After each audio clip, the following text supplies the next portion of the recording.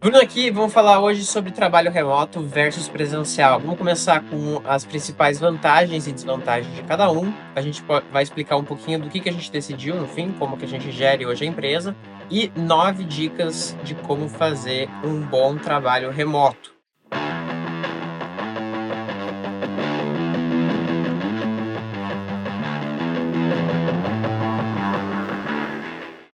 Então, começando pelas vantagens e desvantagens. Vamos falar do presencial primeiro, das vantagens. A primeira coisa é bem óbvia, é pessoalidade. Então, você conseguir efetivamente encontrar as pessoas. Existe sim, ao meu ver, uma vantagem de você estar pessoalmente ali do que às vezes só por um vídeo, tá? Menor ruído de comunicação. Então, é muito importante que, às vezes, no vídeo ou por mensagem, você não consegue dar a entonação correta para as coisas. Então, quando você está presencial, a pessoa vai entender se às vezes você está bravo ou não com alguma coisa, se a intenção era só dar o feedback ou não, então fica muito mais simples.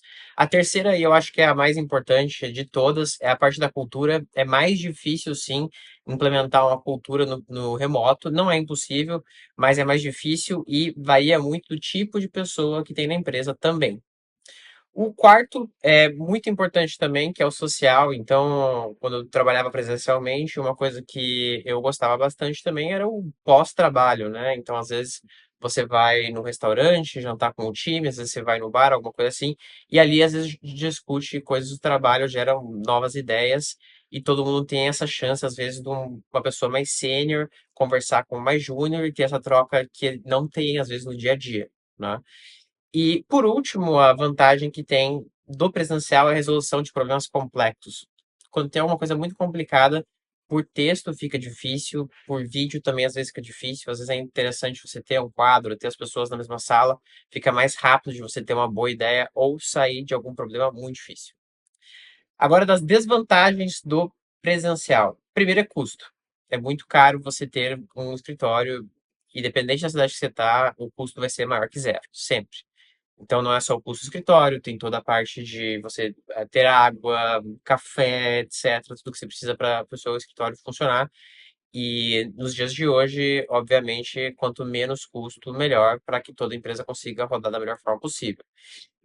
O segundo ponto muito importante aqui é deslocamento, especialmente para empresas como a gente que começou em São Paulo, a gente tinha pessoas no time que demorava uma hora e meia para chegar às vezes, e atrapalha, desgasta muito, né? Além disso, hoje em São Paulo você não tem só a questão do deslocamento, você tem a questão do perigo mesmo, né? Para as pessoas, quando você está em trânsito ali, de perder um celular, quando você está numa troca de ônibus, assim por diante. Então tem um custo para o colaborador, para o fornecedor e assim por diante, ir até o escritório. Além disso, você tem a questão do recrutamento. É mais difícil e mais caro também você recrutar pessoas para o presencial hoje em dia. Muitos dos programadores, em especial, preferem fazer home office, o que dificulta bastante caso você tenha essa exigência que seja em São Paulo, no Rio e assim por diante. Então você acaba tendo restringindo para contratar localmente, às vezes só para quem está disposto a ir até a empresa. Agora, das vantagens do remoto. O remoto, obviamente, tem a parte de custo, que é muito mais baixo, tanto para a empresa quanto para o colaborador que não precisa se deslocar. Isso ajuda também na questão da contratação, que é o ponto oposto do que a gente estava comentando agora há pouco. Otimização do tempo e flexibilidade. Então, eu vou fazer um exemplo com relação aos meus treinos. Às vezes eu acordo às 4 da manhã, começo a trabalhar até umas 6. Das 6 às 8, às vezes eu vou treinar. Das 9 até onde eu conseguir, eu volto a trabalhar. Às vezes, se eu quiser encaixar um treino no meio da tarde, se eu não tiver uma reunião, eu consigo trabalhar mais à noite. Os programadores, em geral, eles preferem trabalhar mais à noite do que de manhã, né? Isso vai muito da pessoa. Obviamente, a parte comercial acaba tendo um pouco mais de restrição com relação às outras empresas, aos horários que elas trabalham, mas isso te dá muita flexibilidade para que você consiga trabalhar de forma assíncrona, né? Então, o trabalho assíncrono é uma das grandes vantagens quando a gente fala de trabalho remoto. Por quê? Porque você pode estar trabalhando às 4 da manhã, a outra pessoa às 11 da noite, e todo mundo no mesmo projeto, no mesmo problema, buscando a resolução. Uma terceira vantagem aqui é a produção ininterrupta. Então, se você tem algum trabalho onde você tem que pensar muito, ou você é um programador, ou você tem que terminar uma campanha, ou até mesmo gravar vídeos, é importante que às vezes você tenha uma, 3, 4 horas, às vezes, de foco sem que ninguém te interrompa e até que você consiga reduzir ali o número de notificações, para que você consiga ter esse trabalho um pouco mais profundo, porque se você está no escritório, sempre alguém te para, te pergunta alguma coisa, nem era tão importante, você fica, às vezes, resolvendo várias coisas que são pequenas, mas que não levam a lugar nenhum e você não resolveu o teu problema principal, às vezes só vai conseguir fazer isso de noite, então também atrapalha na produtividade. O último, que é muito interessante também, é você ter uma vida um pouco mais nômade. Então, se você quer morar em Portugal, no Nordeste, no Sul, em São Paulo, aonde você quiser, você consegue se mudar, vai de acordo com o que você prefere, o que sua família prefere, e também com relação ao custo. É muito caro ficar nas capitais e há cidades com qualidade de vida melhor e mais barato, mais seguras que você pode se mudar e isso aumenta a sua produtividade, na minha opinião. Então, se você consegue ter uma vida melhor, você consegue dedicar também mais horas de qualidade para o trabalho versus estressando num trânsito ou com um assalto e assim por diante. Então, falando um pouco das desvantagens do remoto. O remoto tem um problema que às vezes demora para você resolver coisas rápidas. Então, você tem que ficar marcando a pessoa, pedindo, perguntando de novo, de novo, de novo, porque às vezes você não consegue ali pessoalmente resolver alguma coisa rápido, que pode ser uma vantagem ou uma desvantagem, mas no remoto, às vezes você tem que ficar esperando, aguardando a pessoa ver aquilo, que é algo inerente do trabalho assíncrono, mas às vezes para algumas coisas que são um pouco mais urgentes pode atrapalhar. A comunicação, então é aquilo, às vezes você falou um negócio, não era para ser um negócio num tom mais agressivo, a pessoa entendeu como um tom mais agressivo, gera um problema onde não existia. O terceiro, que eu acho que é o pior de todos eles ainda aí, é o desalinhamento. Então você não tem um alinhamento real de cultura, muitas vezes é mais difícil você implementar a cultura, é mais difícil as pessoas também aprenderem com os exemplos e fica um pouco mais complicado para você ver que uma pessoa também não deveria fazer parte do time, porque você às vezes não tem informação suficiente, ou às vezes você não sabe se a pessoa está tendo uma performance ruim, ou ela tem algum problema pessoal que está impactando naquilo, então não fica tão transparente quanto num time onde você tem efetivamente todo mundo trabalhando junto, numa equipe mesmo, versus várias pessoas separadas. Então fica difícil gerar essa união e ter essa cultura como centro disso. Como que foi a nossa história com relação a trabalho presencial e remoto? A gente começou no presencial, hoje em dia a gente é 100% remoto. A causa foi, como muitas empresas, foi por conta do corona, né, que a gente teve a crise, é, porém, foi algo que a gente decidiu manter, né? Então, a gente até hoje é remoto e a gente faz um mix onde a gente trabalha totalmente remoto para as pessoas em vários estados, países, e além disso, a gente tem encontros periódicos a cada X meses, X semanas, onde a gente se encontra basicamente para ter uma conversa um pouco mais social, uma reunião geral, é mais para que as pessoas também conversem umas às outras, se conheçam efetivamente, presencialmente. Acho que tem essa parte que é positiva também e que é importante versus algo que é 100% mesmo presencial. Eu não diria que o nosso é híbrido, porque o híbrido eu acredito que não funciona, e não funciona porque as conversas ficam quebradas, então metade das conversas em presencial, metade numa plataforma, já fica desalinhado e gera um problema. Mas vamos dizer que você quer criar efetivamente uma empresa que é remota, você está pensando em transformar sua empresa em remota. 9 coisas que você deveria levar em consideração, ao meu ver, para que você consiga ter sucesso criando uma empresa remota. Primeiro, definir se o remoto efetivamente é para o seu time. Então, tem empresas que não funcionam bem no remoto. Você não vai conseguir ter uma fábrica no remoto, obviamente. Mas falando agora especialmente de empresas de tecnologia, se você tem um time de vendas, por exemplo, que trabalha muito bem no presencial, é difícil, às vezes, você conseguir trazer essa mesma cultura para o remoto. Eles sentem falta, às vezes, de conversar um com os outros, ou de estar interagindo com as outras pessoas do time, e assim por diante. Então, vai muito do que você e seu time entendem que é o melhor para a empresa. Você precisa refletir nisso antes de tomar a decisão. Às vezes, vale a pena até conversar com todo mundo para ver o que eles acham sobre isso, o que eles acreditam, como impactaria a performance de cada um. O segundo Não enche as agendas de reunião. É o mínimo de reunião possível, senão as pessoas não vão conseguir ter blocos longos de trabalho ininterrupto para que elas tenham foco para construir aquilo que elas têm que construir. No nosso exemplo, como que a gente faz? A gente faz apenas na segunda-feira reuniões com os times e colaboradores e fornecedores, e na sexta-feira uma reunião também geral de fornecedores e times e colaboradores. Uma só na sexta e uma para cada time. Então, a única pessoa que está em todas as reuniões sou eu, mas cada time ou cada grupo de pessoas só participa da sua própria reunião para que você tenha o mínimo de reuniões. Então, no geral, as pessoas têm em média duas reuniões por semana e o restante são reuniões pontuais para resolver um problema ou com o cliente e assim por diante. Três, é muito importante saber escrever com clareza seus argumentos. Muita gente não sabe escrever, não tô falando de necessariamente a pessoa não sabe escrever nada em português, mas a pessoa não sabe é, escrever de uma forma clara. Então, às vezes, faz um texto gigante para alguma coisa que poderia ser três frases, de uma forma que você já entenda o que está acontecendo, ou, claro, óbvio, às vezes tem coisas que são mais complexas, e é importante que esse texto grande é, tenha uma linha lógica para que as pessoas entendam. Então, parece uma coisa meio óbvia, mas é muito comum que as pessoas não estão tão acostumadas a escrever, o que atrapalha no entendimento de todos. Então, quanto mais bem organizado o raciocínio, melhor. Isso não quer dizer que o texto tem que ser grande, isso não quer dizer que o texto tem que ser em duas palavras. Isso quer dizer que você tem que ter linha lógica. Tá? Então, em vez de ficar falando várias coisas que não têm relação com o problema, você conseguir ser o mais sucinto possível naquele tema, mas com uma estrutura lógica por trás.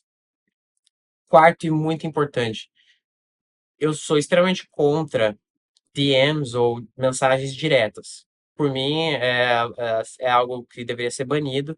O único motivo para você mandar uma mensagem direta para alguém do time é coisas muito pessoais. Se você está passando mal ou quer discutir uma coisa muito pessoal com aquela pessoa e assim por diante, ok. Caso contrário, é importante que seja feito em canais abertos. Porque para que todos do time tenham o contexto do que está acontecendo ali, mesmo que seja algo desconfortável. Eu acredito muito na cultura onde as coisas têm que ser abertas. Então, se você tem um problema que afeta uma pessoa, não. Especialmente quando a gente tem brasileiros no time, tem uma tendência de não querer ofender, e aí é, fala onde a pessoa não está, em vez de confronto direto, né? Que seria você mandar ali. Acho que é só uma questão de você entender como escrever e as pessoas entenderem que não é um ataque direto à pessoa, e não deveria ser, se foi feito dessa forma, está errado. Deveria ser uma forma racional, lógica daquele problema que você está resolvendo dentro daquele canal, daquele contexto, assim, para que todo mundo entenda o que está acontecendo. Então, evite e fale para as pessoas do seu time não mandarem mensagem do direct. Ainda nesse tópico de mensagens, nunca use o WhatsApp para a comunicação interna da empresa. Além de ser um problema geral de dados da sua empresa, é um problema também para a pessoa, né? Pessoalmente ficar recebendo as mensagens ali, ela não consegue desligar aquelas notificações porque a empresa e o trabalho estão no mesmo lugar. Eu pessoalmente não gosto do WhatsApp, não usaria nem para nada. Por mim poderia ser apagado, mas eu vejo que muitas empresas usam isso e é ruim para a empresa. A gente pode depois falar especificamente sobre ferramentas de comunicação para a empresa também.